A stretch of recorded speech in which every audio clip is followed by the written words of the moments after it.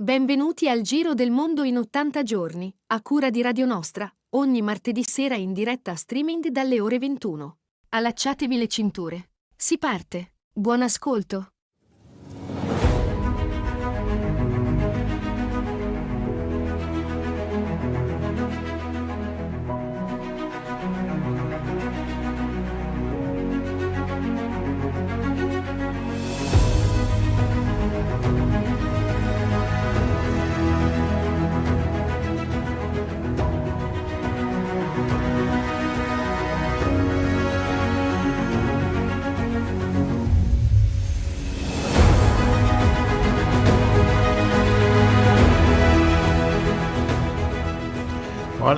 Buonasera, eccoci qua, 25esima puntata del Giro del Mondo in 80 giorni sulla mia navicella, sulla nostra, perché è Radio Nostra.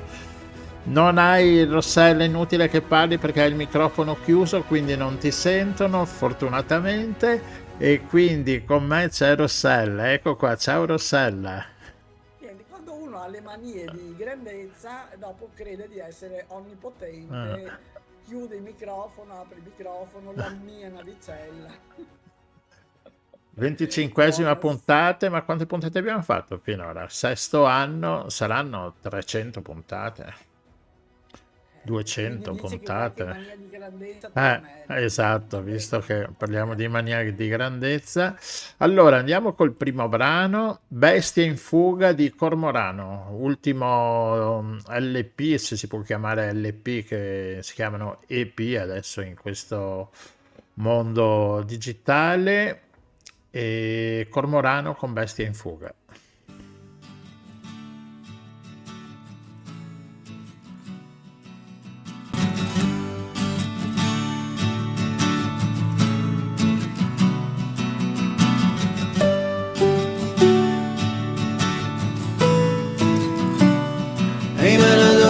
Però male volta gli tengono che non si può stringere, ne andava a avere la mia parole, te la dico negli occhi a queste lacrime. E me ne torna ricca però male volta gli tengono che non si può stringere, ne andava a avere la mia parole, te la dico negli occhi a queste lacrime. E mi si è detto finalmente che teneva dentro senza nostalgia, senza nasconderti da notizie, di paranoia e di felicità.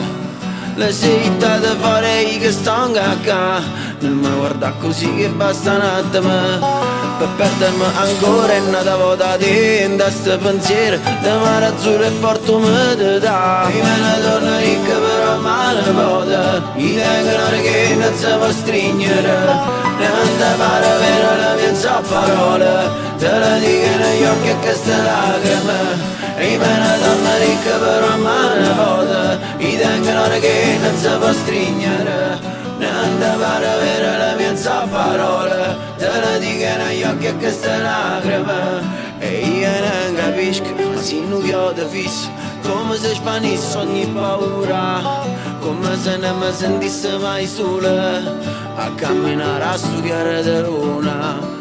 Come se non fosse mai male tempo, come se volasse a un metro da terra, come se non esistesse mai una guerra. E me ne torna ricca però male volta gli tengono che non si può stringere, ne andava ad avere la mia parole, te la dico negli occhi a queste lacrime. E me ne torna ricca però male volta gli tengono che non si può stringere, ne andava ad avere la mia parole, te la dico negli occhi a queste lacrime.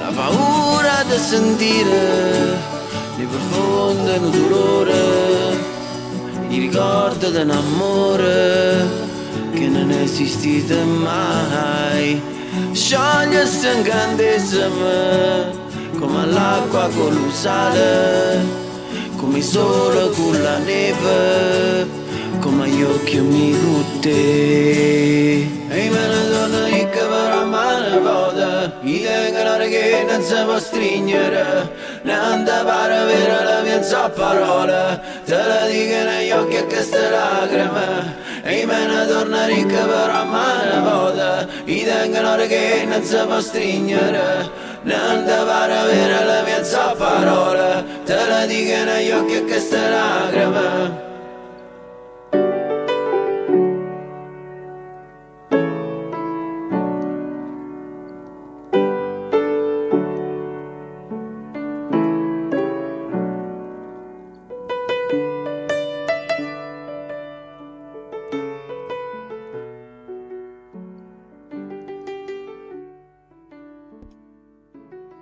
Cormorano con Bestie in fuga è il primo brano che mettiamo oggi del cantante, nuovo cantante che ha vinto il premio Terra Madre il mese scorso a Taranto. E Navicella 1, sei gli sfondi al comando. Hai guardato troppe cronache del giro lì intorno alla Luna, noi invece facciamo dei giretti più piccoli e svolazziamo, sono impreparata però, dove svolazziamo? A Firenze? Non lo so, svolazziamo a Firenze, Andrea? Roma, Beh, Roma. a Roma, la capitale. Esatto, mi sono Ecco, spostato su Roma. Oh. Ok, dove troviamo il giornalista Andrea Mercurio, che è collaboratore fra l'altro di East Journal, e l'abbiamo chiamato perché lui segue, fra le altre cose, l'Europa dell'Est e non potevamo non commentare con lui le elezioni che si sono appena concluse in Ungheria. Grazie per essere a bordo con noi. Grazie a E... voi dell'invito. Allora, queste elezioni sono state una sorpresa o un po' una sorpresa? Sì, secondo me sì, soprattutto per come sono andate e soprattutto per come sono andate nel modo in cui sono andate, nel senso che non solo Orban ha perso, e forse questa era una cosa che in parte si poteva prevedere o comunque c'era questa possibilità, ecco, dopo tanti anni si era ritornati a parlare di questa possibilità. Però appunto non solo ha perso, ma ha perso in modo abbastanza netto.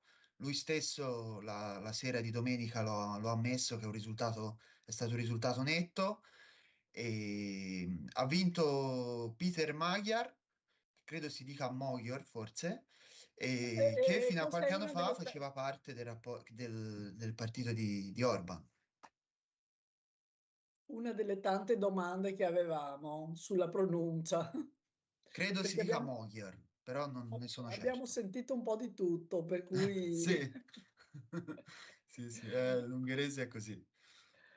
E allora, stavamo commentando prima, no, che è un paese piccolo, ha 9 milioni di abitanti, però Esatto. queste elezioni sono state seguite con grande attenzione anche nel resto d'Europa e non Sì, solo sì. forse. Mm. Sì, sono state eseguite secondo me giustamente perché comunque l'Ungheria è membro dell'Unione Europea e negli ultimi anni con Orban si è ritagliata questo ruolo di, diciamo, antagonista delle politiche europee di maggioranza, soprattutto per quanto riguarda il conflitto in Ucraina, ma anche appunto politiche abbastanza repressive contro la comunità LGBT.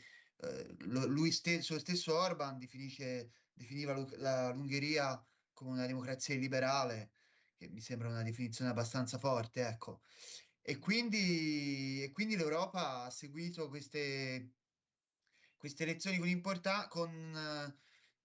diciamo, sì, dandogli molta importanza perché un possibile cambio di governo sarebbe stato sicuramente un segnale importante che gli ungheresi hanno dato e poi chiaramente come in tutte le elezioni chi va a votare lo fa per un sacco di motivi, quindi c'è sicuramente una questione economica, una questione che dopo 16 anni c'era anche un po' di stanchezza rispetto alla propaganda di Orban. Anche in quest'ultima campagna elettorale ha parlato molto sempre di Ucraina, sempre sugli stessi temi, quando invece molto semplicemente in Ungheria a questo momento l'inflazione è al 25%. E, 25? sì, e quindi c'è un problema economico e in questo forse Magyar è stato più concreto, ha parlato più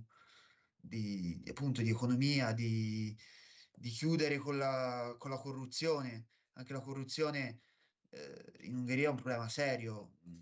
Credo ci siano dei dati in cui è uno dei paesi più corrotti sicuramente in Europa.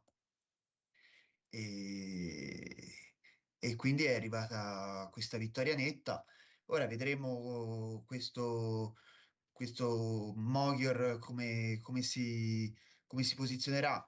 Anche lui è una persona di destra, un candidato di destra, che appunto fino al 2024 era nel partito di Orban, poi se ne è staccato e probabilmente avrà una posizione più europeista rispetto a Orban, anche solo per sbloccare i fondi che l'Europa ha congelato, diciamo, negli ultimi anni, ecco, che gli sono sicuramente Questa è utili. è una cosa molto concreta, no?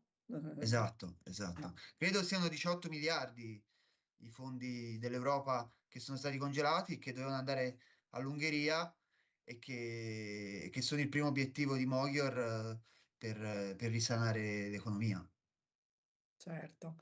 No, no, un'inflazione al 25% vuol Comunque dire l'Ungheria è il primo paese europeo più corrotto. Esatto, ha esatto, trovato sì. subito Gianluigi la statistica. Quindi Questo vuol è una dire, cosa seria, ecco. sì, vuol dire che la vita quotidiana delle persone fra inflazione e corruzione è difficilissima. Mm, Mm, sì, sì. sì, sì. Per- E sono andati anche a votare in massa, anche questo è un dato da sottolineare. 77% è il dato più alto da quando l'Ungheria è un paese democratico. E anche questo vuol dire molto. Guardavamo prima 1 milione in più 1 milione di persone in più rispetto alle ultime elezioni del 2022. Quindi E erano elezioni sono molto tanti. sentite. Sì. Ascolta, ma questo nuovo primo ministro, presidente del Consiglio, non so come che personaggio è? Ma allora, come ho già detto, appunto, prima era un membro del partito e era anche abbastanza fedele a Orban. Poi nel 2024 c'è stato uno scandalo legato alla giustizia, venne data la grazia a un personaggio accusato di pedofilia e lui, assieme alla moglie, che anche lei faceva parte del partito, si sono staccati da Fidesz e ha fondato questo nuovo partito in cui lui è il leader e il capo, possiamo dirlo. Anzi, molti temono che sia un po' un partito un po' molto personale, ecco, quindi sia molto lui a contare. E alle europee prese il 30% alle ultime elezioni europee, che era un dato già altissimo. E poi, appunto, parlando di economia, di corruzione, di riavvicinamento all'Europa, almeno dal punto di vista, diciamo, economico, ma anche dei diritti, ha richiamato al voto un sacco di persone e probabilmente ha fatto votare per lui persone che prima votavano per Orban o che in altre condizioni avrebbero votato per Orban. E ora vedremo nella realtà del governo come si muoverà. Sull'Ucraina non si è ancora molto esposto, quindi sarà da vedere. Sull'Europa, durante la campagna elettorale ne ha parlato molto poco, però poi nel discorso della vittoria ha detto il posto del nostro paese è l'Europa, quindi diciamo rispetto a Orban che era sempre molto scettico, potrebbe essere un pochino più vicino a Bruxelles. certo. E E avrebbero tutto da guadagnarci, diciamolo, anche in termini proprio concreti, no? sì, sì, sicuramente, sicuramente a livello economico e io credo anche a livello di diritti e di democrazia. E, sì, Ma dalle feste che abbiamo visto nelle piazze, insomma, sembra che sia stata una vittoria molto sentita, molto... e anche il numero dei votanti, la percentuale, no? Ce la sogniamo, per esempio, in Italia una percentuale così, no? Per assolutamente, sì, cui sì. sì, vuol dire che c'era veramente un desiderio di cambiamento. Ascolta, quello che non, una delle tantissime cose che non abbiamo, che almeno a me non sono chiare, quindi c'è solo un partito di molta destra che è quello di Orban e quello di una destra un po' più presentabile che è quello di questo nuovo eletto, più verso il centro o la sinistra, non ci sono formazioni, Non in Parlamento, non in Parlamento. addirittura non in Parlamento, quindi C'è una, zero. zero, zero. C'è una terza che è entrata in Parlamento con qualche seggio che credo sia ancora più a destra di Orban. E era il leader, ora non mi ricordo il nome, però è conosciuto perché era con posizioni molto forti contro i migranti, voleva costruire muri, recinzioni al confine con la Serbia. E in Parlamento sono questi tre partiti, tutti e tre di destra. Il più moderato è quello di Moghior, che si definisce liberale. Lui si definisce conservatore deluso. Ah, Quindi ok. sì, sì. Sì, è una Beh, cosa abbastanza impressionante, però effettivamente è così. speriamo che La aggiunga anche. sinistra non è in Parlamento. Veramente abbastanza impressionante. Ascolta, invece, uno dei temi così di Orban più sui quali puntava, batteva di più tutti i momenti, così anche con toni, è quello dei migranti. Ma è un paese attraente per i migranti, l'Ungheria, visti i problemi economici che ha? Ma la questione è sempre la stessa, cioè, non è tanto rimanere lì, ma il passaggio, che poi secondo me è anche un po' la questione dell'Italia, cioè molti dei migranti hanno bisogno di passare dall'Ungheria o dall'Italia per poi andare in Germania o in Austria o dove... E comunque l'Ungheria confina con la Serbia e il confine fra Serbia e Ungheria ora meno perché la Polizia Europea ha fatto dei grossi rastrellamenti negli ultimi anni per, diciamo, cacciare questi trafficanti che facevano passare questi migranti, però comunque è un punto di passaggio importante. Ora, nell'ultimo periodo, credo sia molto si sia spostato verso la Bulgaria, e- però Croazia, Ungheria sono tutti paesi al confine dell'area Schengen e quindi da questo punto di vista appetibili per... È abbastanza inevitabile, no? esatto, sì. Perché poi Sì. c'è tutto il confine con la Turchia, per cui Per sì. la Bulgaria, sì, sì, sì. Ah, L'Ungheria arrivano dalla Bosnia, dalla Serbia e poi risalgono su. quindi sì. E infatti Orban, sì, era uno dei suoi temi era proprio questo. Ora, nell'ultima campagna elettorale aveva un po' spostato l'attenzione sulla questione dell'Ucraina, qualunque cosa accadeva era colpa di Zelensky, però non ha funzionato. Credo anche appunto perché alla fine le persone sono in difficoltà economica e avevano bisogno di... Il problema dell'Ucraina era visto forse un po' lontano rispetto a corruzione, inflazione, eh, sì, direi Certo, questi principalmente.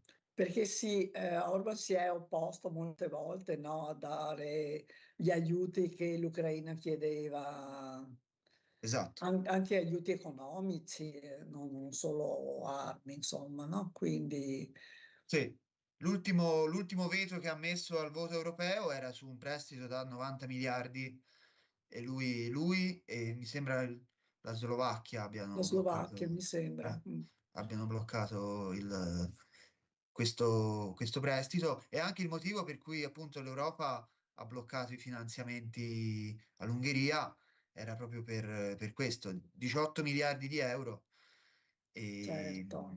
non sono Che pochi. per un paese così piccolo poi sono veramente tanti, no, quindi Esatto. ascolta, ma quanto era prevista questa vittoria di Mojar, non so come si dice. Allora, così ampia non credo fosse così prevista. Sicuramente dopo tanti anni, per la prima volta, c'era la possibilità che ci fosse questo cambio di regime. Uhm, sì, possiamo chiamarlo regime. Però credo che in pochi potessero pensare che vincesse in maniera così ampia. E poi c'è anche da dire che molti dei sondaggi, dei media locali in Ungheria sono, diciamo, molto a favore del governo e quindi tendevano a diminuire il distacco. E anche la sera stessa di domenica, per molte ore, i media locali davano un distacco molto inferiore a quello che in realtà c'era. E poi è arrivato invece questa vittoria netta.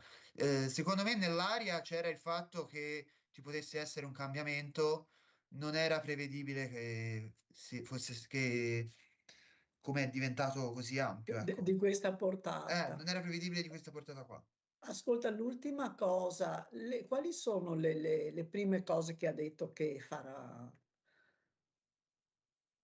Ma allora, i suoi punti della campagna elettorale appunto era scardinare il regime di Orban, addirittura liberare il paese e quindi lotta alla corruzione, ha chiesto le dimissioni di tutte le istituzioni più importanti del paese, compreso il presidente e ci sarà un avvicinamento all'Europa allo scopo di sbloccare questi fondi economici e anche con i rapporti con la Polonia, che so che erano peggiorati con la guerra, credo ci sia la volontà di ritornare a parlare, a migliorarli.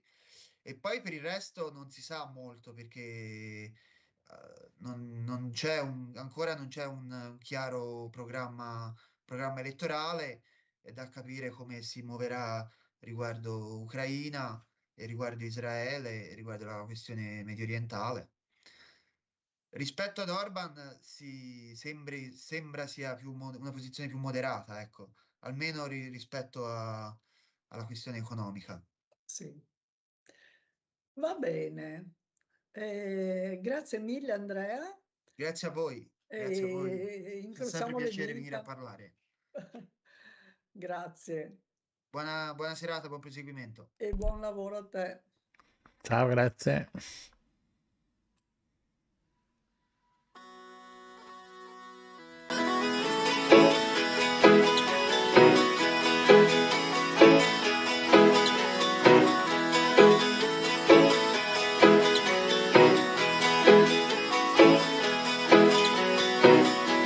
E io adesso ne saccio tante, ci faccio care casa e i bastimenti, ci faccio care casa e i bastimenti.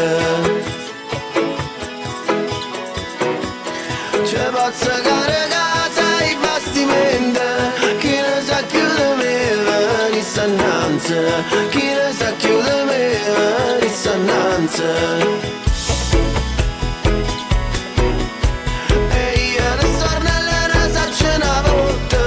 E mo ve li racconta quattro a quattro, e mo ve li racconta quattro a quattro. E mo ve li racconta quattro a quattro, chi ne sa chiudere me venisse sotto, chi ne sa chiudere me venisse sotto.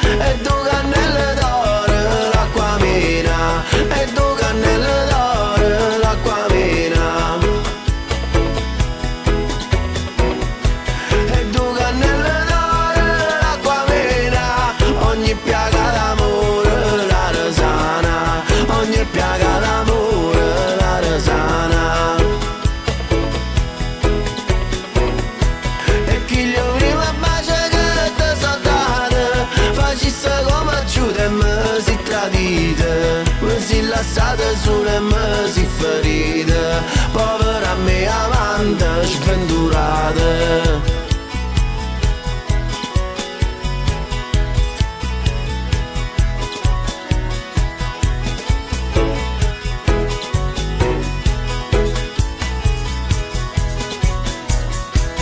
Porta una catena, maglia torta, ma si incatenata a te fino alla morte, ma si incatenata a te fino alla morte. E porta una catena, maglia bianca, si incatenata a me, povera amante, si incatenata a me, povera amante.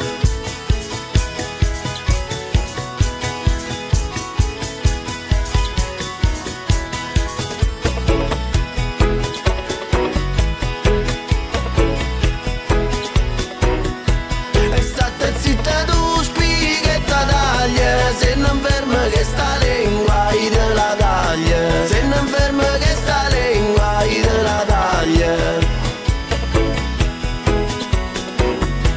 Che vai dicendo dura fila pezza, figlia di cornuti e mala razza, figlia di cornuti e mala razza.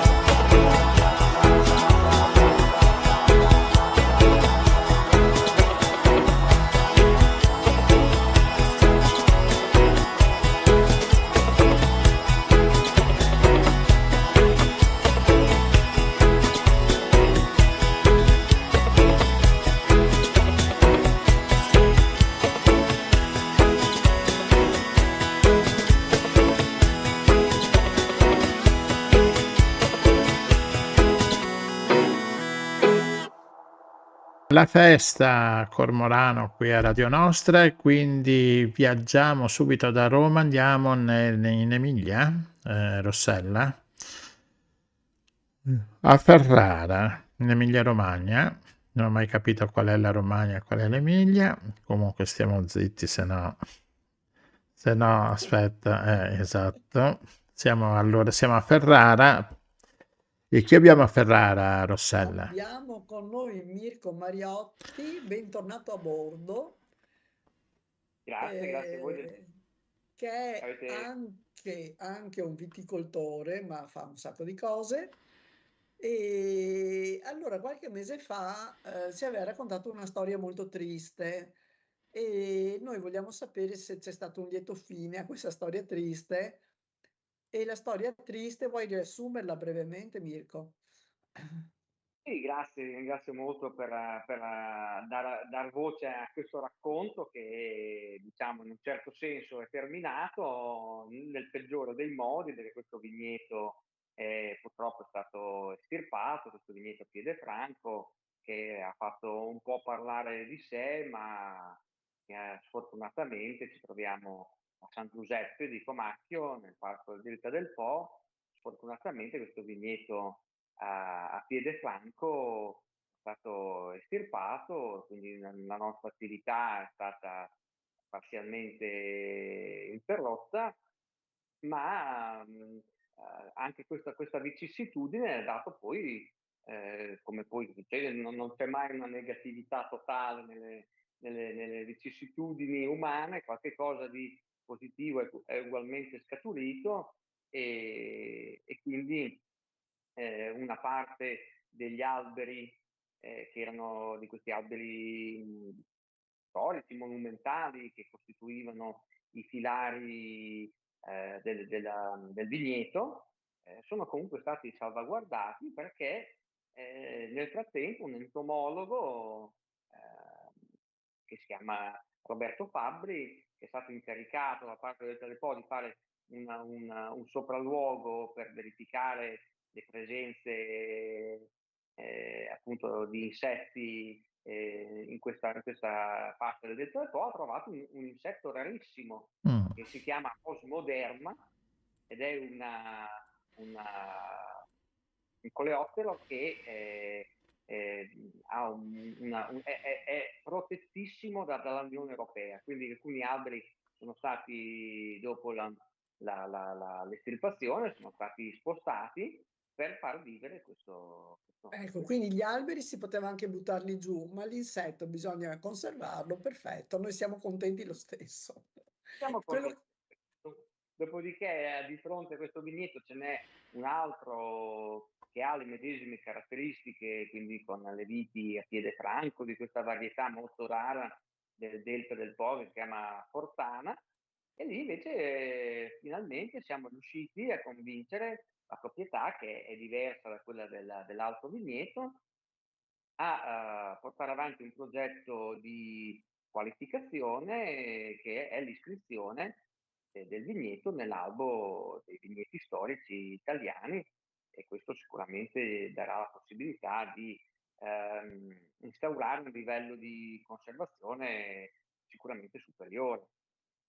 ecco, perché ricordiamo invece il vigneto più grande, diciamo, che è anche un terreno molto particolare, ci dicevi, no? Perché infatti si chiamano vini delle sabbie, non è proprio sabbia, però un terreno diverso, insomma, da quello che ci può essere, non so, qui da noi in pianura o... È un E, terreno, è un terreno di origine che apparteneva alle valli di Comacchio ed era un terreno prettamente sabbioso, proprio come quello della spiaggia, prettamente. Ah, ok. prettamente, con il 90% della sua composizione di sabbia. Quindi produceva anche dei vini probabilmente molto particolari, anche come sapore intendo. Sì, sì. Ecco, e questo vigneto è stato sfrattato però, no?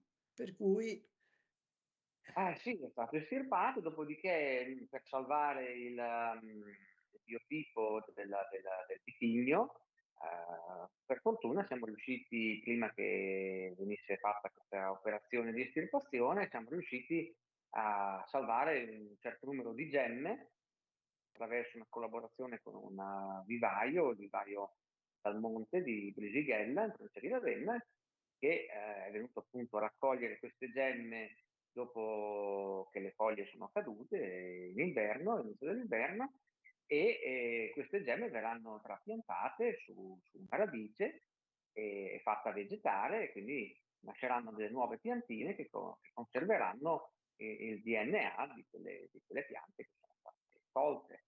Al momento non abbiamo un terreno con la medesima composizione da poter utilizzare per ospitare queste piante, però importante per noi era salvare la loro genetica, quindi un minimo di, certo, un minimo di prosecuzione nella produzione ci sarà. certo. E mi dicevi oggi, mentre così preparavamo un pochino, che adesso le nuove colture al posto della vite non hanno trovato però molta fortuna perché ci sono degli antagonisti sul terreno. Sì, sì, sì, sì. Sono dei daini che sono, oramai si parla di vere e proprie, ci sono anche dei video che testimoniano questa situazione.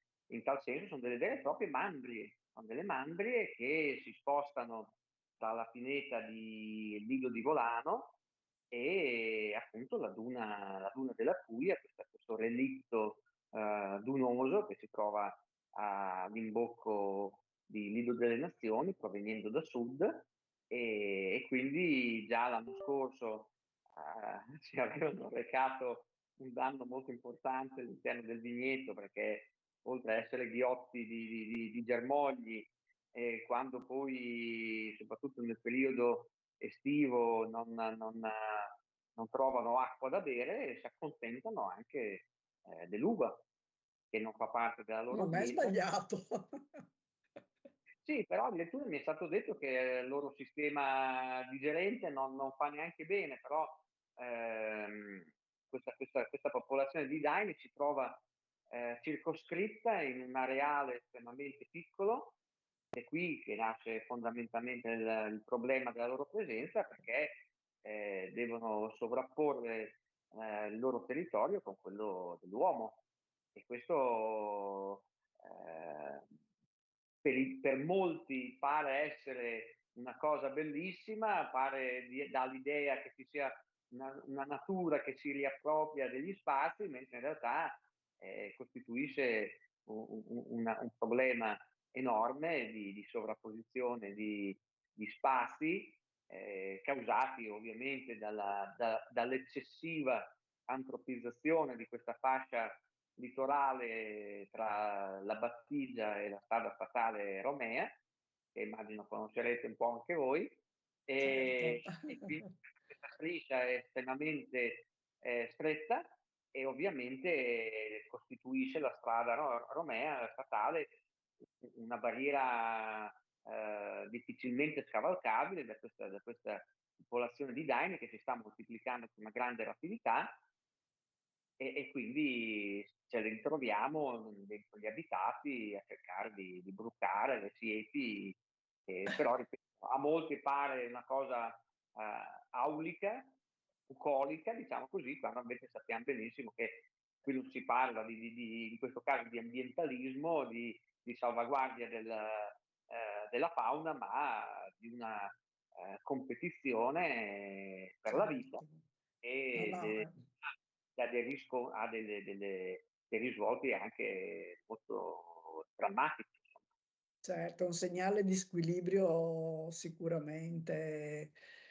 Mi vengono in mente, per esempio in Francia, nelle zone così un po' rurali dove c'è molto bosco, ci sono i passaggi per gli animali da una parte all'altra, per esempio dell'autostrada. Per cui gli animali possono andare da un lato all'altro senza, rischiare la vita loro, senza far rischiare incidenti, e possono muoversi più liberamente insomma, ma ovviamente da noi mh.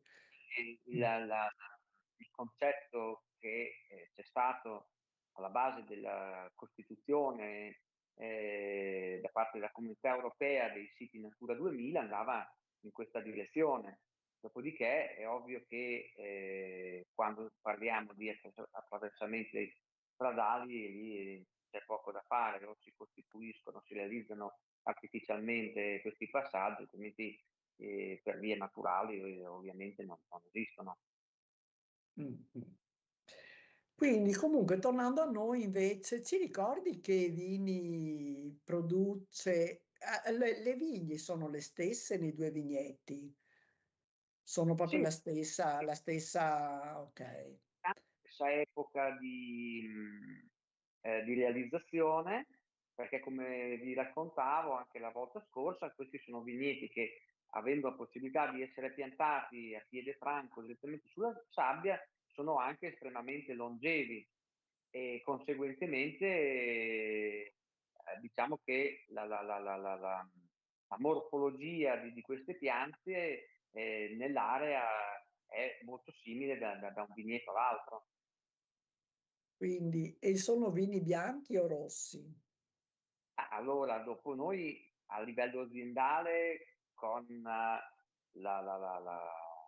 il miglioramento delle tecniche produttive, la maggior conoscenza del processo di trasformazione dell'uva in vino, abbiamo creato vini anche, chiamiamoli, più moderni, che quindi non erano realizzati nel passato, anche vini bianchi fermi, vini spumanti, però prevalentemente la nostra tradizione è quella di produrre dei vini frizzanti, giovani, Mh. briosi da bere nel corso dell'annata dopo l'annata seguente alla vendemmia, e quindi abbiamo cercato di modernizzare anche questa tipologia che sono vini di nicchia a livello di consumo, ma hanno comunque una fetta di estimatori addirittura un po' ovunque nel mondo, e quindi anche se le Ah. produzioni sono appunto di super nicchia, però comunque ci consentono di poter realizzare una produzione commercializzabile e che possa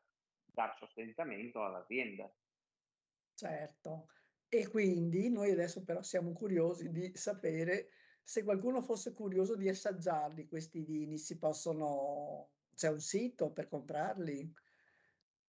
Beh, allora diciamo che sul nostro sito che è Mariotti appunto Vini delle Sabbie, www.it abbiamo un elenco di rivenditori, diciamo, online, non facciamo vendita diretta attraverso il web, ma ovviamente ci si può contattare. Poi ovviamente per tutto quello che ci siamo detti finora, il nostro augurio è sempre quello che le persone vengano a trovarsi di persona per vedere una realtà che c'è anche una realtà di pianura, comunque particolare, e che anno dopo anno ci ha anche regalato tanti aneddoti da raccontare sia dal punto di vista agronomico che storico anche. E stiamo parlando di Comacchio, giusto? Vicino a Comacchio. Dopodiché noi abbiamo creduto nel territorio ferrarese, quindi abbiamo anche esteso la produzione ad altri vigneti, comunque sempre all'interno del territorio provinciale, perché comunque il retaggio della presenza di queste valli così grandi ha fatto sì che poi il territorio provinciale di Ferrara sia particolarmente esteso, quindi di situazioni diverse anche a livello proprio di suoli, di composizione dei suoli, ce ne sono diverse, insomma. Bene, siamo curiosissimi. Io, no, davvero vogliamo fare una gita e venire a vedere un po' sia la vigna che i daini, anche se abbiamo Beh, appena detto. bisogna andare verso settembre-ottobre e allora dobbiamo andarli a trovare. Sì. Mm. Ma non sono timidi, si vedono anche in tutte le stagioni oramai. danno spettacolo di sé. Sono abituati così agli umani, ai bipedi. E loro non hanno predatori lì? No, c'è il predatore, c'è Lo sciacallo.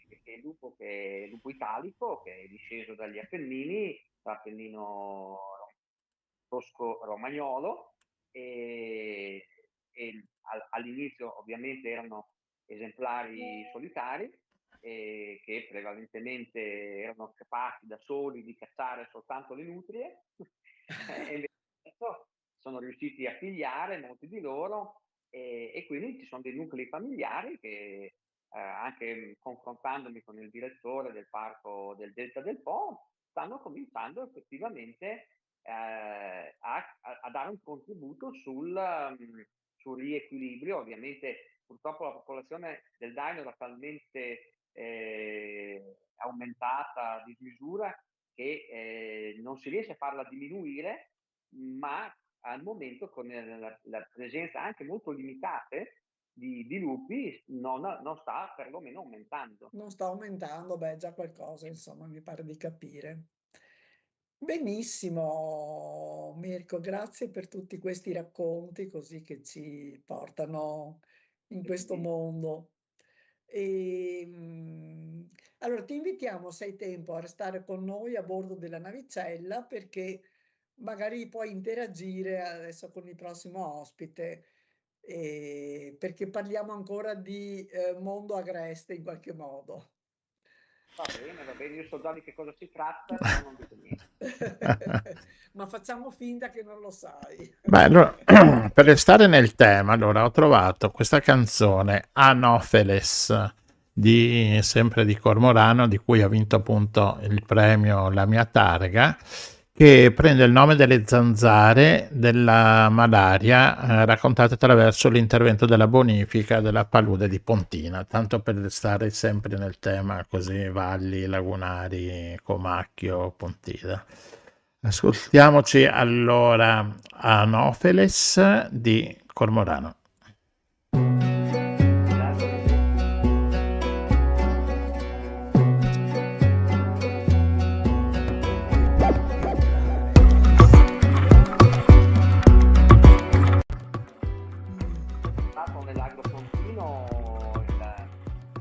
Il regime fascista mandò una colta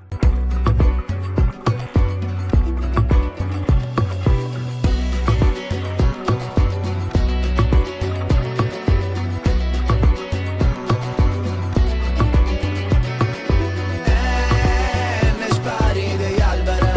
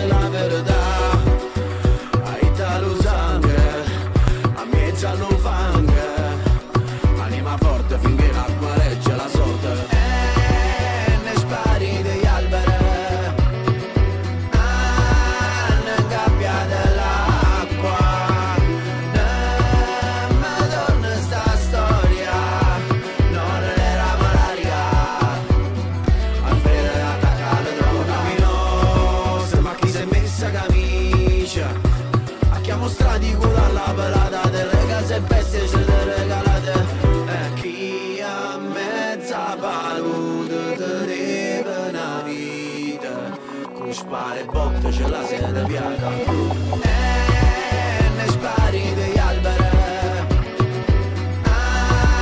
ne gabbia dell'acqua, ne madonna sta storia, non era malaria, a fede attaccare droga.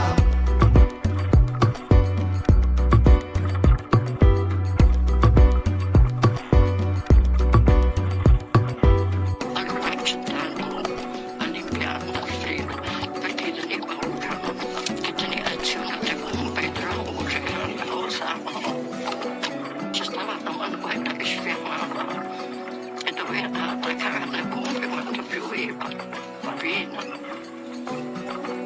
Il bocchettone così le bombe prendevano l'acqua e la buttavano la portavano nel fiume. È una questione di mentalità, piazza tutto se ne si può fare. Lasciare a chi viene dopo le rogne, una terra crepata in montagne di plastica. È una questione di mentalità, e non mi solo di da comandare. Siete rimasti ma mocce piate, maniate, spurnate e tante dopo paga papa. Ne spari degli alberi, ne gabbia dell'acqua, ne madonna sta storia, non era malaria, Alfredo mo stacca le droga.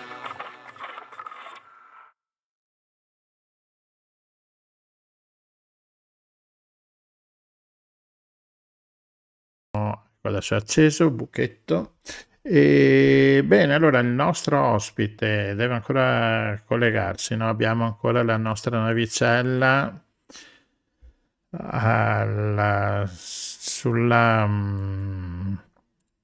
ecco qua, sulla nostra navicella. Allora io direi di fare un passaggio, di mettere la pillola di Sami che ci manda il solito messaggio da Gaza, e non riusciamo a fare un collegamento perché no, Rossella, le linee sono talmente deboli che esatto, che è difficile fare il collegamento.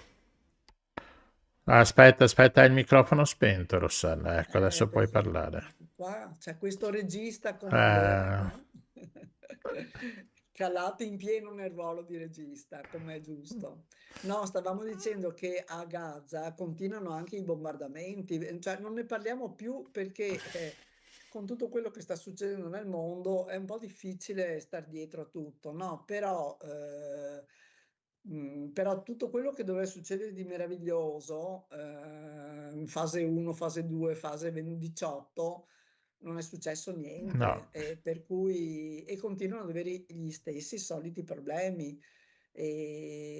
No, anche di approvvigionamenti, per esempio, arrivano cose assurde e che loro non hanno comunque i soldi per comprare e non arrivano i beni di prima necessità, per cui sì, ascoltiamo Sami cosa ha da raccontarci. ok.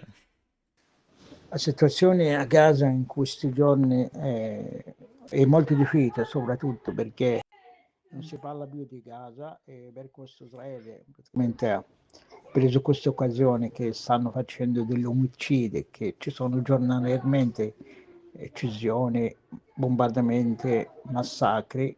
Oggi hanno ucciso 4 persone, era altre 5, l'altro ieri erano 8 e ancora continuano le sparatorie sulla popolazione, soprattutto sui giovani, tutto quanto, a qualunque chi avvicina nella zona gialla, anche da pochissimo dicono è un bersaglio, viene anche ucciso con i droni.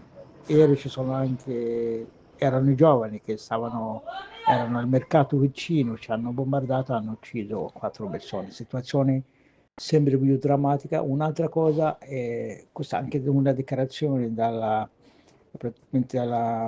Organizzazione Mondiale della Sanità, per le medicine proprio non stanno entrando niente da quando si è cominciata la guerra dell'Iran, sono quasi più di 50 giorni non stanno entrando le medicine, anche di più, prima anche non stanno entrando le medicine.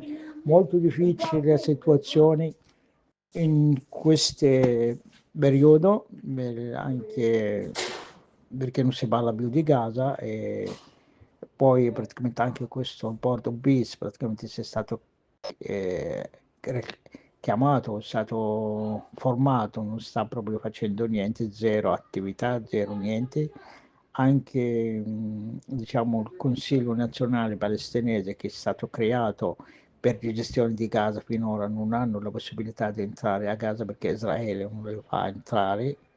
È una situazione sempre più grave. C'è anche l'Alto Commissariato praticamente per la pace, Mali di No. Anche lui proprio non sta facendo niente per fare arrivare il Consiglio di Gaza per gestire, perché lui sta collaborando con Netanyahu, anche lui peggio di Trump, tutto e quanto. E poi c'è stato praticamente, quando è stato formato questo Consiglio di pace, che vogliono fare la ricostruzione, tutto quanto, non sta proprio facendo niente di ricostruzione, non sta entrando zero materiale di ricostruzione, pochi praticamente anche genere alimentare, pochi aiuti. Oggi hanno fatto entrare camion di cioccolatini, di Nescafè, di Coca-Cola e altra roba gasata che è inutile per la popolazione, però rimane per cibo, meno ancora, soprattutto anche proteine, carne, pesce, tutto quanto non sta, vegetale, frutta, non sta entrando niente. La situazione rimane sempre più gravissima, e soprattutto anche per i bambini, che non sta entrando il latte, le pannoline, tutto quanto. Abbiamo anche una difficoltà di acqua potabile, perché per la mancanza della luce, la corrente, perché ci sono tante centrali di acqua di desalinizazione sono ferme per mancanza di carburante, perché anche il carburante non sta proprio entrando. E la situazione è sempre più peggio qui nella striscia di Gaza. Bene, abbiamo ascoltato anche Sami, e abbiamo sempre questo problema di comunicazione, no, Rossella, con il Ma nostro adesso prossimo ospite. coi Al- potenti mezzi Allora, visto che abbiamo questo problema, direi di mettere questa canzone, Scienze della comunicazione, sempre di Cormorano. Ci sta pennello.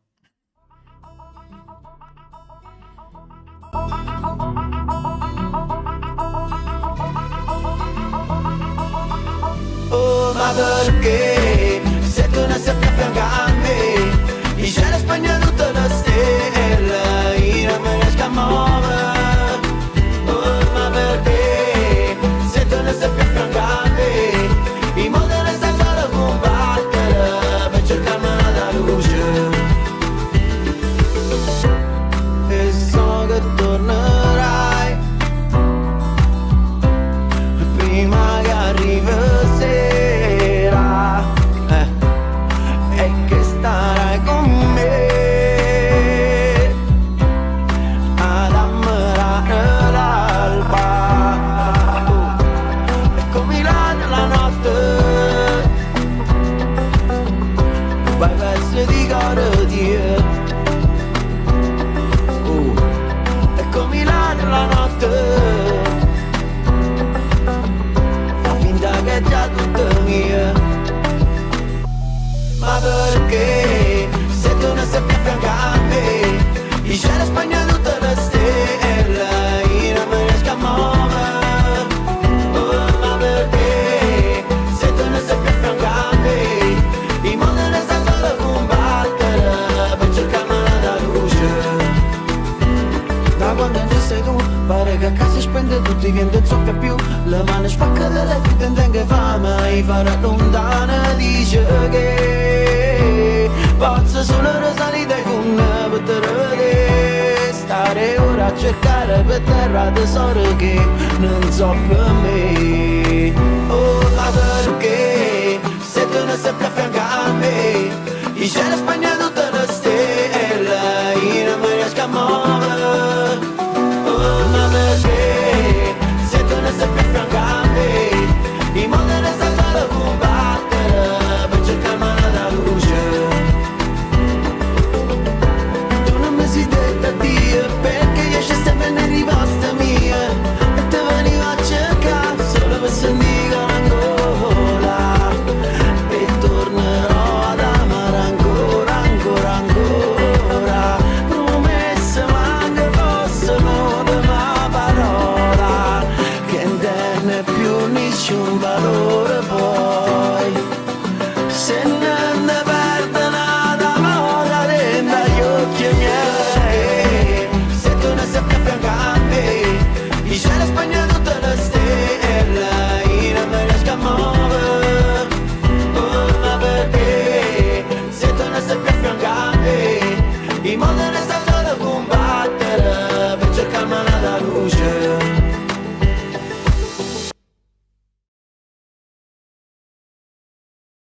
Ecco qua, Scienze della comunicazione ha funzionato questo disco perché siamo riusciti a riattivare la comunicazione e quindi abbiamo il nostro prossimo ospite che sale, mi sta partendo la voce, sale sulla nostra mongolfiera, Alessandro Bisiano. Buonasera Alessandro. Bisiani, con la Y davanti, comunque non Bisiani. fa niente. Ah, Buonasera a Bisiani. voi. Buonasera a voi. Sì, sì, sì, sì. Nessun problema. Siamo in Carnia, giusto? Ecco, già non vi sento più. Ecco qua, siamo in Carnia. Sì, sì. Ci Ecco, senti adesso, Alessandro? Io vi sento molto male, purtroppo. Ci noi, senti? noi ti Ci sentiamo sentiamo benissimo, benissimo. quindi parla tu. No, Parla l'importante è tu. quello. Esatto. Allora, volevamo parlare un po' di cinghiali, mi pare. Sì, Esatto. cinghiali. Di Mm. problema cinghiale, di cinghiali in generale. Allora, i cinghiali che sono diventati un problema negli ultimi, 10-15 anni, prima non erano un problema. Ma bisogna partire dal presupposto che c'è stato. Il problema dove nasce? Praticamente il cinghiale delle nostre zone, prima che venissero introdotti i cinghiali dell'Est Europa, era una sottospecie diversa da quella che si trova adesso.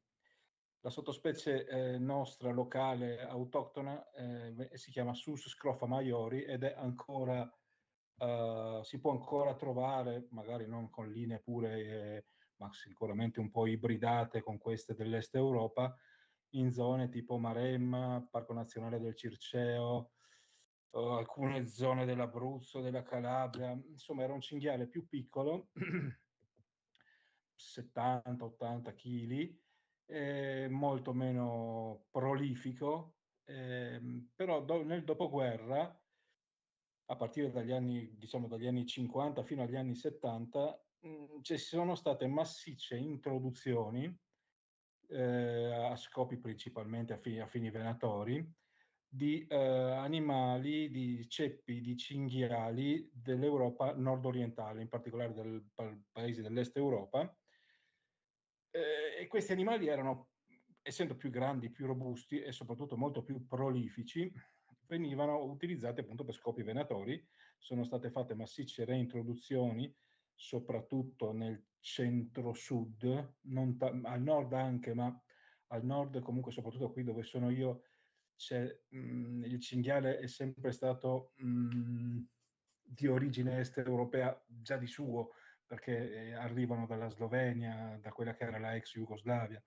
Comunque ecco, sono state fatte queste massicce reintroduzioni a scopo venatorio, creando intanto una forte ibridazione genetica col cinghiale italiano originario, quello che dicevamo prima, questa sottospecie più piccola e meno prolifica, e hanno creato appunto queste linee di sangue che ogni tanto, in più cosa facevano?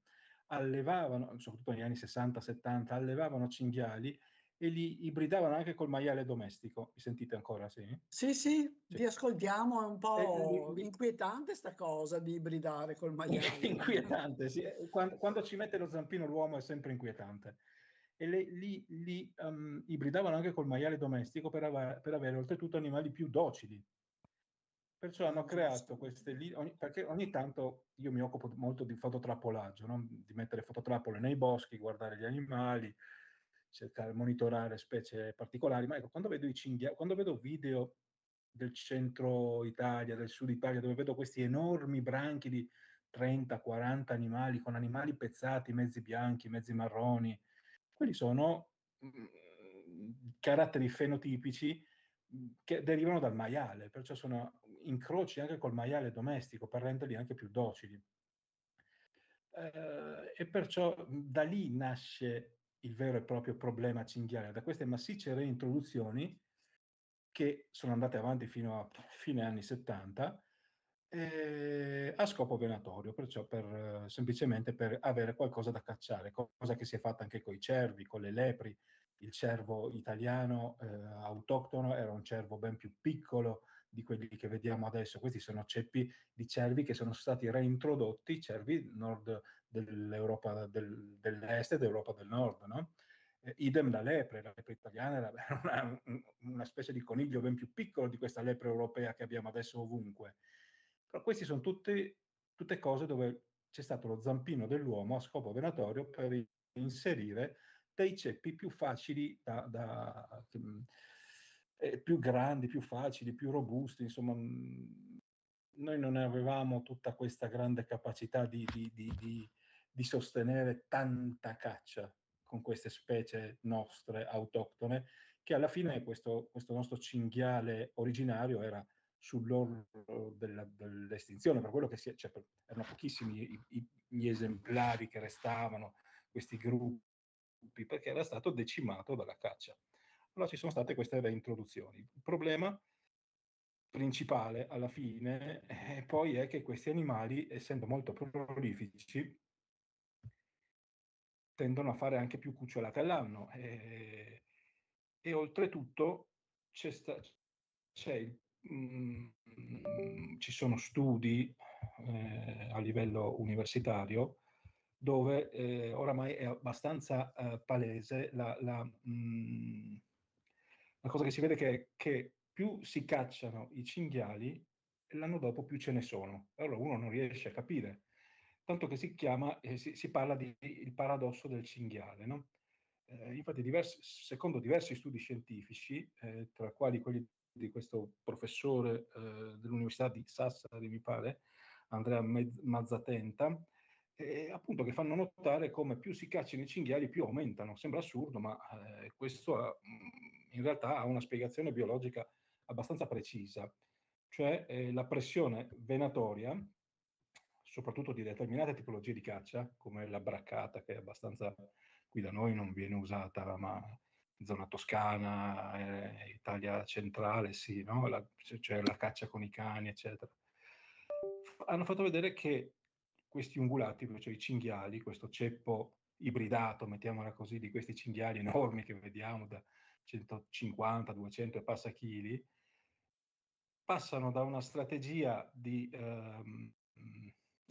che sarebbe più idonea alla loro reale biologia, cioè una strategia che viene chiamata K, dove ci sono poche nascite, crescita lenta, forte cura parentale, popolazioni stabili, che era appunto il modello del cinghiale italiano, quello di cui parlavamo prima, cioè fino agli anni, diciamo, 80, no?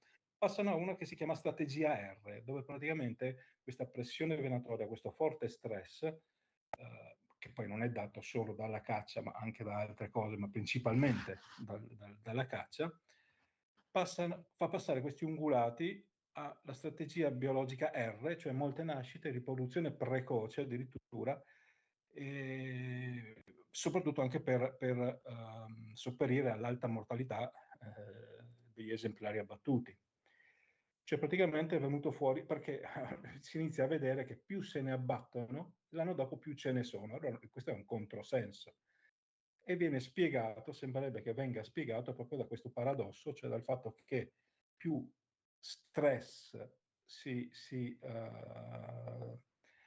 dà a queste specie, a questi branchi, e più loro praticamente, oltretutto se viene abbattuta la femmina, perché i branchi di cinghiali sono governati da una femmina che una volta veniva chiamata matriarca, ma sembrerebbe un termine un po' in disuso, diciamo la capobranco. La capobranco, oltretutto, regola le riproduzioni, cioè i livelli ormonali delle sottoposte, perché i branchi sono tutti femmine, tranne i cuccioli e i nuovi nati o comunque giovani maschi che sono nel branco. I maschi dei cinghiali sono solitari, non stanno insieme al branco. Il branco è formato da... Sì, esatto. Il branco è formato da una capobranco femmina, anziana, diciamo, mettiamola così, le sorelle, le cugine, i cuccioli, eccetera. Però generalmente i maschi sono sempre, quasi sempre, anzi sempre solitari, se non in gruppetti di maschi finché sono giovani, ecco. La femmina, perciò capobranco, regola attraverso i suoi calori, i suoi estri, eccetera, regola anche le riproduzioni delle sottoposte, perciò delle altre femmine, che siano sorelle, cugine, figlie, eccetera. Nel momento in cui erroneamente, diciamo, perché io ho visto alcuni video della braccata, e ho visto questi cacciatori che cacciano tutto quello che esce da un cespuglio, perciò c'è la forte possibilità che venga abbattuta anche la femmina capobranco, quella che veniva chiamata matriarca una volta. Nel momento in cui viene abbattuta questa, si sgretola il branco, che si disperde sul territorio, vengono colonizzate nuove aree, ma soprattutto le femmine sottoposte, le più giovani, hanno calori anticipati, gravidanze anticipate, si ha un boom di nascite e perciò da qui viene la considerazione, che sembrerebbe essere quella più attendibile, e cioè che il fatto che più se ne abbattano più effettivamente l'anno dopo ce ne siano. E arrivano fino alle città, e arrivano in zone urbane, semiurbane, sono il problema, creano problemi alla viabilità e tutti i problemi che sappiamo. Sembra quasi un'autoregolazione della specie, no? Sì, una difesa, una difesa propria della specie, quindi sì, assolutamente. Assolutamente, sì, passare da una tipologia di strategia riproduttiva e biologica a un'altra per sopperire appunto allo stress e alle perdite sul branco, sicuramente sì, certamente. Per quello... Ascolta Alessandro, perché e loro non hanno predatori, cioè i lupi Come non no, hanno? come no. Anche adesso, Sì. Ah, diciamo da quando è iniziata la protezione del lupo, che pian piano si è riportato in tutte le aree dove era stato eradicato dall'uomo, il lupo è il principale predatore di cinghiali. Ci sono anche altri predatori che vanno però ad agire più sui cinghiali appena nati, giovani, difficilmente, anche perché le madri di cinghiale sono estremamente aggressive e protettive, però io ho dei video di sciacalli dorati con il cucciolo di cinghiale in bocca. Perciò, perciò sì, ci sono ovviamente i cinghiali hanno i loro predatori naturali, prima di tutto il lupo. E perciò anche questo voler per forza andare ad agire sulla dinamica del lupo, che anche lì c'è il problema dei lupi nelle zone urbane, periurbane, nessuno lo mette in dubbio, ma i lupi tengono naturalmente sotto controllo la popolazione di cinghiale. È ovvio che non riescono a risolvere il problema, però togliere i lupi sta a significare darsi la zappa sui piedi. certo. Gli altri predatori devono riuscire ad approfittare di cuccioli di cinghiale quando sono estremamente piccoli, o comunque piccoli, di mesi, 3-4 mesi, fino a 5 mesi, ma già lo sciacallo, che al limite arriva a 15 kg, per riuscire ad abbattere un cinghiale è impossibile. Lo sciacallo non caccia neanche come il lupo in gruppo, cacciano al massimo in 2, perciò è assolutamente impossibile. Ascolta Alessandro, io ti farei interloquire, se ha voglia di intervenire, con Mirko Mariotti, che è il nostro ospite precedente, che è un viticoltore e che ci raccontava di un problema appunto di daini invece nella zona di Comacchio, la zona costiera lì del Delta e così. E gli avevo detto che poi avremmo parlato appunto di cinghiali, gli ho detto se voleva rimanere così e provare a chiacchierare con te. Nessun problema. Eccomi qui, io volevo, nella mia ignoranza, buonasera Alessandro, Buonasera a lei. buonasera, dall'essere poco esperto riporto quello che mi è stato raccontato anche dai rappresentanti del Parco del Delta del Po, e che comunque ho trovato nel suo racconto già dei punti in comunione. Nel parco del Boscone della Mesola, che è l'ultimo bosco relitto del Delta del Po antico, il cervo italico, si è cercato di salvaguardarlo dal daino, perché il daino stava compromettendo il suo ambiente, Certo. e la soluzione, parliamo della fine degli anni 70, fu, mi spiace dirlo, fu lo sterminio, perché anche lì la proliferazione in assenza di predatori è stata incredibile. Dopodiché, una volta eradicato dal bosco della Mesola, questo daino è stato portato poi nelle parti boschive della pineta, e lì siamo arrivati ai giorni nostri in cui appunto c'è una tale funzione della specie su un'area estremamente piccola, che sta creando dei problemi enormi. Sì, sicuramente anche lì parliamo comunque di una specie che alla fine della fiera poco c'entra col suolo italiano, nel senso, ok, l'hanno portato i romani, chi l'ha portato, eccetera. Dei conti che qui da noi non ci sono mai stati daini, mai, storicamente, e l'altra settimana sono stati ripresi una coppia di daini che giravano per il Carso triestino, mai visti prima. Sì, sicuramente sono un problema anche quello, ma per ricondurmi a quello che non so se ne ho parlato prima, non so perché su queste tematiche qua non ho mai capito la motivazione per la quale lo Stato italiano e chi dovrebbe gestire la fauna in maniera adeguata, che non è alla fine ISPRA che dà solo dei consensi, non capisco come mai continuino a tenere un farmaco come il Gonacon, che è un anticoncezionale principalmente viene usato sia per i cavalli, ma principalmente per ungulati, che viene usato in molti paesi, per i cinghiali, per i cervi, per i daini. Non riesco a capire come mai lo tengano da più. Io ho iniziato a interessarmi a questa cosa nel 2013-14, e all'epoca il farmaco Gonacon, questo anticoncezionale che aveva agire sugli ormoni, era in fase di sperimentazione. Stranamente in Italia resta in fase di sperimentazione. Perché nel momento in cui c'è, diciamo, il problema daini, stiamo parlando del problema daini, e si somministrano tramite inoculazione con un fucile, che è la cosa più semplice, invece che cacciarli ed accopparli, gli si inocula questo Gonacon, e dipende dalla specie target, ma diciamo per i daini e per i cinghiali si va dal 1 fino ai 6 anni di blocco delle nascite. Perciò si avrebbe immediatamente, cioè abbastanza Un velocemente, perché risultato. inizia a fare... Ma Sì, forse perché serve inizia per a fare dargli un freddo. contentino ai calciatori.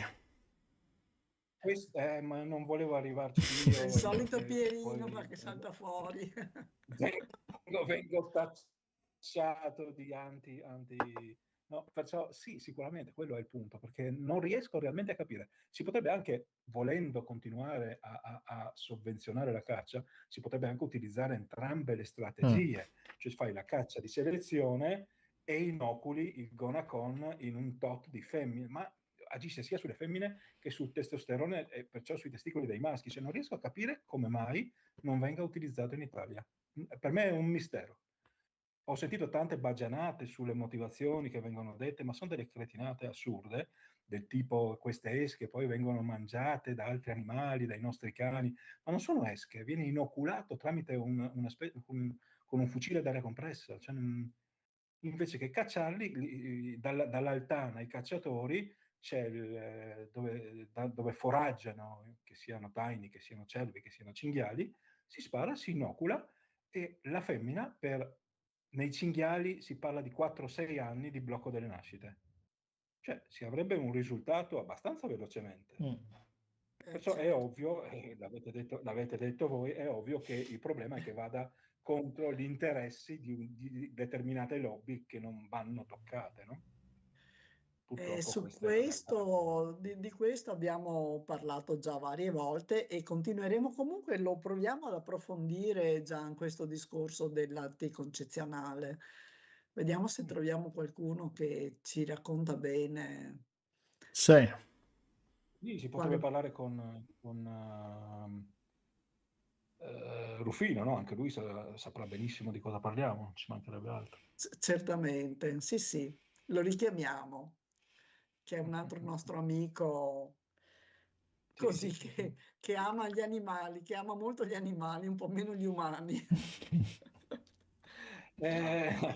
Sto Non, scherzando, non è, non però è- non è tanto questione di amare gli animali o gli umani, ma quanto la gestione, no? La gestione, quando si certo, palesa che la realtà è una gestione fallimentare, bisogna cambiare rotta. Se dopo certo. decenni vediamo che invece che diminuire i cinghiali ce ne sono sempre di più, cambiamo rotta, cioè se no non è per forza voler andare contro la caccia e contro il piombo, ma io mi domando, cioè realmente, ma perché? E l'unica motivazione che ci si può dare è quella. Cioè, oramai il cinghiale è un business. Andare a togliere il cinghiale o far diminuire il cinghiale, cioè addirittura la PSA, la peste suina africana, è un business, è stato un business ed è un business nelle aree rosse. Perché in determinate aree rosse, penso Lombardia, adesso non ricordo, Liguria, ero in contatto con persone anche che si occupano di fototropolaggio in Liguria, non vedevano più cinghiali, ma perché?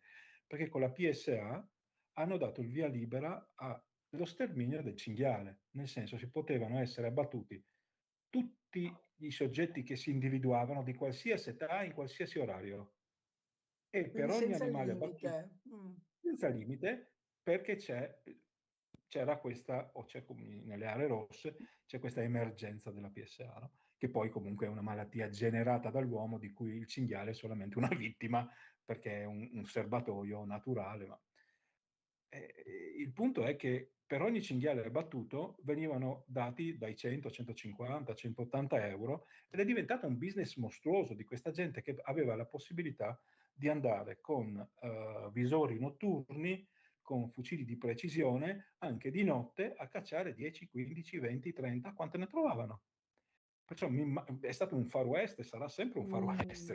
Che impressione questa roba. Il cinghiale sarà sempre un Far West, resterà così. Non si può pensare che regioni come ad esempio la Toscana, che vive sul cinghiale ancora un po' a livello faunistico, se gli tiriamo via il cinghiale cosa fanno? Loro, cioè, non si può neanche affrontare un discorso di questo genere in certi ambienti. Non è affrontabile, non ci sarà mai. Il È una problema cosa di che base è dovrebbero. la caccia. Allora, la caccia è una cosa che accompagna l'uomo da sempre, no? Però una volta la caccia serviva a alimentarsi, se no morivi di fame. Adesso è più una questione, loro la chiamano sport, io non la chiamerei proprio sport, però non saprei, sinceramente non so come definirmi sulla caccia. Sicuramente è un problema per quello che riguarda la gestione del cinghiale, perché più si cacciano i cinghiali, più ce ne sono. Questo è palese.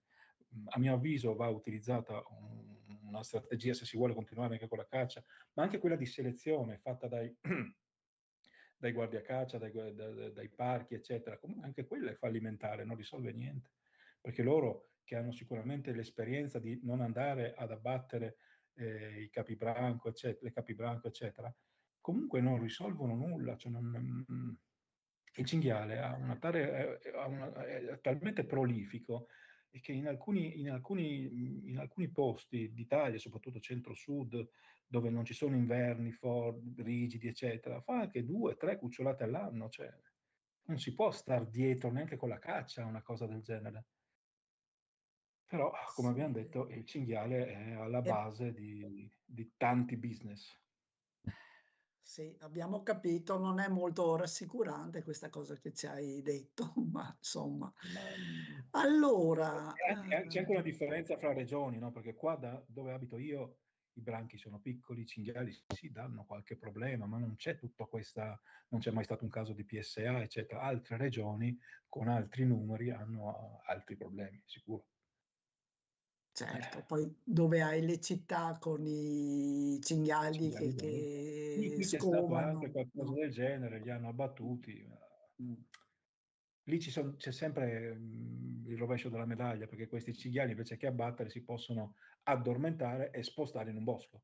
Ci sono Per esempio. ci sono tante tecniche a livello faunistico, spostarli in un bosco e alimentare, mettere del cibo più lontano possibile dalle città, così che si abituano a stare in un posto isolato. Certo. Invece io qua vedo le altane con le mangiatoie che sono centinaia di metri dai paesi, perciò dopo il cinghiale si sposta, se Siamo trova dei lì. bottini, capisce? Cioè. Alessandro, grazie per questo racconto. Abbiamo un po' capito come mai abbiamo tutti questi cinghiali in giro. Abbiamo anche capito che fare ragù di cinghiale tutti i giorni non è la soluzione. Quindi. No, direi di no. E quindi niente, grazie. Casomai ci risentiamo per qualche altro animale, ogni tanto vediamo le immagini delle tue fototrappole molto belle. Sì. Anche quelle di Davide e di i nostri amici in Liguria. Anche Simone di Fototrappolaggio Liguria, mi pare avete... Sì, esatto. Sì, lui era quello con cui parlavamo Esatto. di questa moria di cinghiali che c'era fino a qualche tempo fa, adesso iniziano a riprenderli di nuovo, anche loro. Ecco. Quello lì abbiamo le zone, appunto, quella rosso di peste suina africana. Sì. Va bene. Grazie. Grazie.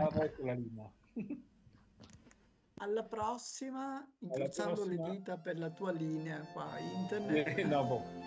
Risolveremo. Grazie. A cominciare a cantare, non l'ho già fatta mai. Stai calmo, rispondi, sta una maniera ma para. Ci stanno te compagni, ma non posso parlare. La prima volta scettami, o mare ma portai. Ricetta mi fai chiagnere, tu mi fai male assai. E poi allora indacchi lo momento che va sai. A mo sono una serena, ricetta mi guardai.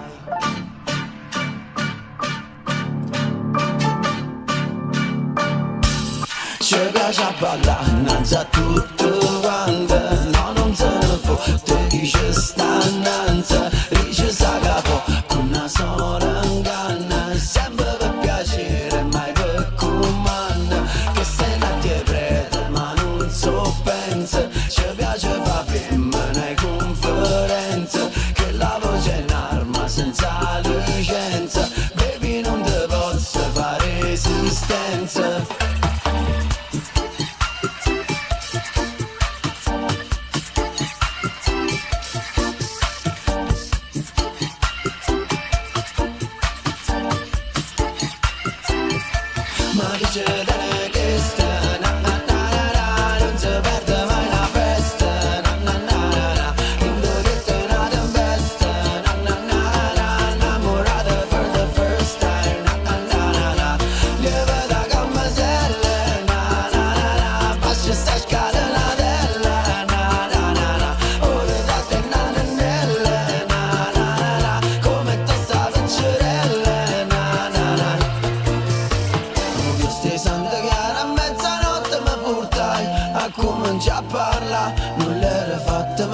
Stai calma ma ci stanno fatte che da già conta. A mo sono una serena, le scelte me va dai.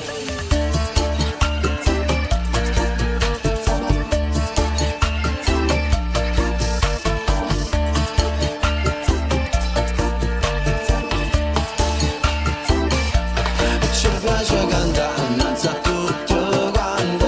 No, non se ne fotte chi ci sta innanzi. Sempre con una mano a fangolo parco la roma, ma c'è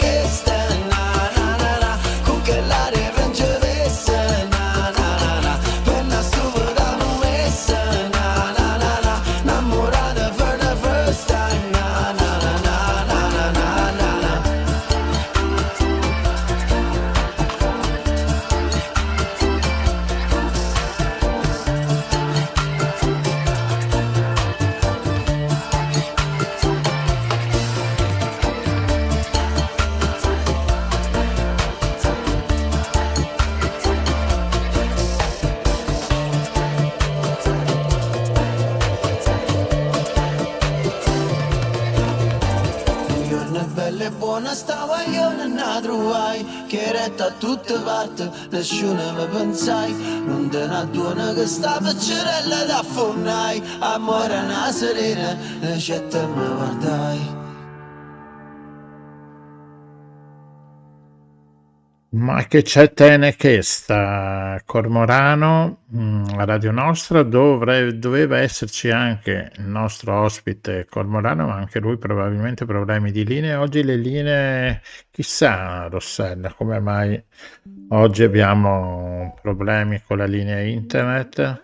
Risentono dei problemi del mondo anche loro, Ho idea evidentemente. anch'io, forse il problema no, col gasolio non c'entra niente la linea. No, ma La... certi magari Mm. così, come si chiamano? Vibrazioni negative, ecco.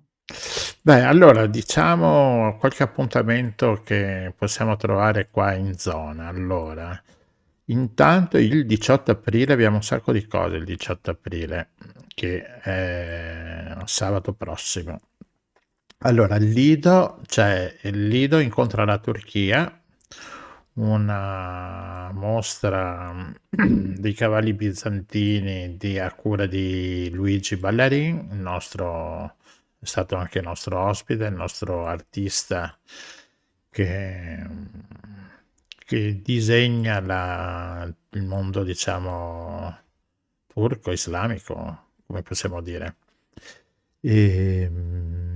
E appunto al Lido di Venezia alle 17 presso la Villa Pannonia.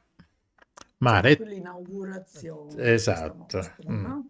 Sì, Mare e Terra è il titolo della mostra. Come aiutarti?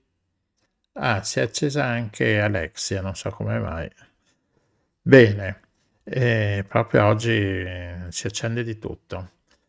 Dopo alle Sempre. 17, sempre il 18, c'è un interessante manifestazione a Venezia.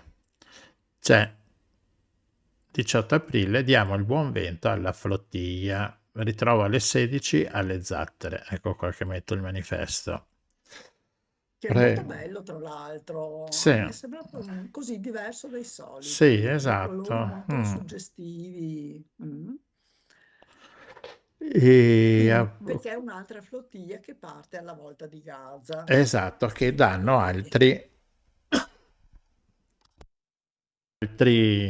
portano altri aiuti, provano. È notizia di oggi che il Tribunale di Roma ha dato si è spinto, ha dato la maniera, il modo di indagare su Israele per i fatti della flottiglia, perché ricordiamoci che i naviganti, diciamo, della flottiglia poi hanno fatto denuncia alla Corte internazionale per l'attacco che hanno subito in mare internazionale. In acque internazionali. In acque internazionali sono state sequestrate le barche, insomma sì, un po' di cose fuori regola, ma tanto è l'abitudine da quelle parti. Esatto. Poi per chi vuole domenica a Cavallino Treporti abbiamo un incontro con l'autore, vediamo un po' se lo trovo, la locandina, eccola qua, e aspettando la festa del 25 aprile. Abbiamo domenica alle ore 19:30 a Cavallino, aperitivo con l'autrice, La staffetta senza nome, autobiografie di una partigiana con Sandra Gilardelli e con Jessica Chia. Questo nuovo libro di testimonianza autobiografica di una partigiana. Al Centro Pascoli di Cavallino, appunto alle 19:30. Poi c'è anche un incontro venerdì. C'è un incontro venerdì. Quello nostro, non l'ho neanche messo, non l'ho neanche inserito locandina. Sì, pensavo Non si che... dice la modestia. Oh, vabbè. Allora, vediamo un attimino se la prendo. Allora, sì, venerdì alle 20:30 al centro civico abbiamo un incontro, questa volta politico, no? Fatto dal sottoscritto, dal Movimento 5 Stelle, che parliamo un po' di politica. Eccola qua, vediamo un po' se riesco a salvare la locandina. Allora, Proviamo a parlare un po' di politica. esatto, il titolo è Quale politica a Cavallino Treporti? Quindi cercheremo di parlare, anche perché insomma ci sono appunto le votazioni a Cavallino e quindi si voterà il 24 maggio. Eccola qua, vediamo un po' se la becco presa. Eccola qua. Boh. La sistemiamo un attimino come grafica. Questo è il titolo: elezioni, oltre le elezioni 2026, quali politica per Cavallino Treporti. E niente, Oltre le elezioni, quindi cerchiamo di avere uno sguardo un po' lungo con sì, il candidato sindaco Gianluigi eccomi qua, Bergamo, sono io, nonché nonché regista guidatore di Un Gonfiere. E quindi venite, che parliamo un po'. Chi è la moderatrice di questo incontro? Non poteva essere che Rossella Madonna. Rossetto. Facciamo tutto in casa noi. E... Esatto. Siamo autarchici. Quindi allora venerdì alle 20:30 al centro civico qui al Cassavio in via Concordia 27. Venite, parliamo un po' di politica, parliamo un po' di futuro, di quello che... Territorio e che piega dare a questo territorio, che Sì, pieghetta dare. questo territorio che insomma ci si può anche allargare al territorio anche un pochino più largo, insomma, anche provinciale, regionale, insomma, possiamo Possiamo da- provare a ragionare un po' insieme con chi ci sarà. Ecco. ragioniamoci sopra, come diceva qualcun altro, insomma. E eccoci qua. Allora, E venerdì alle ancora 20:30. sabato, E se non sabato sbaglio, cosa c'è? o sto sbagliando, i cippi, Ah, brava, sempre il 18, quello però non c'ho la locandina, sempre che al dovrebbe centro presentarsisi al civico. 500. Esatto, sabato 18 c'è questo incontro anche organizzato dal comune, da Tramare Laguna e anche dall'associazione La Rete, partecipa come collaboratrice per questo incontro sui cippi del Lagunari, che finalmente da una nostra proposta fatta dalle associazioni, il comune deve aver creato delle targhe, delle insegne per questi, quanti sono qua in zona? I cippi sono 100, qua sono una decina, no, di cippi. Non ricordo. Qua a Cavallino Treporti e si parlerà, interessante anche questo. Io non posso esserci perché sono a Venezia a suonare per la flottiglia, quindi tu Rossella ci vai? Vedremo. Il mio cuore è lacerato. E quindi No, insomma, però chi può invece sono sicuramente un argomento interessante, sono i cippi che segnavano i confini della laguna durante la Serenissima e quindi insomma sono anche un reperto così e anche una testimonianza di come, con quanta attenzione il territorio veniva gestito e amministrato. Ecco, un po' ci fa invidia delle volte vedere così la cura, l'attenzione e anche la capacità di pianificazione che c'era qualche secolo fa. Va bene, quindi tutti questi incontri e poi fra un cinghiale e un daino ci beviamo un bicchiere di di vino delle vino sabbie. delle sabbie, esatto. No, stavo cercando, ti avevo lasciato parlare, stavo cercando il manifestino dei cippi, ma non lo trovo. Vabbè, insomma, l'abbiamo Sì, ma quello sarà nominato. facile da trovare per chi è interessato, insomma. Va bene, Va grazie a bene, tutti. abbiamo fatto anche questa 25esima puntata. Io sto perdendo la voce, deve essere all'altezza della mongolfiera che... Volevi tornare a terra. esatto. Bene, allora andiamo Farmi con la scendere sigla così. finale e ci sentiamo per... Ah no, cioè ricordiamo che c'è Perseghi domani pomeriggio alle 18. La nuova puntata di Perseghi, ascoltatele anche le precedenti, sempre sul canale YouTube di Radio Nostra, iscrivetevi così ad ogni puntata nuova vi viene dato l'avviso e basta, ci sentiamo. Ciao a tutti. Grazie. Avete ascoltato Il Giro del Mondo in 80 giorni, a cura di Radio Nostra, in studio, Rossella, Gianluigi, una produzione dell'Associazione La Rete. Vi aspettiamo, a martedì prossimo.